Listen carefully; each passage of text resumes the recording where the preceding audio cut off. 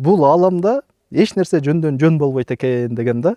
Себеби ошол пайгамбарыбыздын төрөлгөнү, анын 6 айлык кезинде энесинин атасынын дүйнөдөн өтүшү, андан кийин апасынын дүйнөдөн өтүп, бул чоң атасынын колунда калып, чоң атасынын колунан абасынын колуна өтүп, ал жерден арабтардын баягы маданиятын жакшы түшүнүп, ошол эле учурда баягы соода менен алек болуп, себеби адамдын психологиясын түшүнүш үчүн анын соода сатыгын карасаң эле билдирип калат да.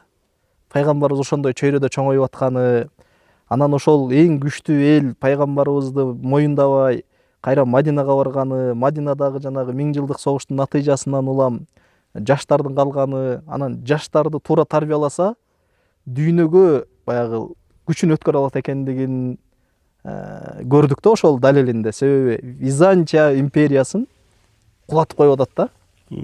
Мусулмандарчы, Халид ибн Валид. Анан ушуларды карап туруп, бул дүйнөдө адам жөн жара албайт экен дедим да. Бир адам бул дүйнөгө келсе, ошол адамдын аткара турган бир вазифасы, миссиясы болот экен да.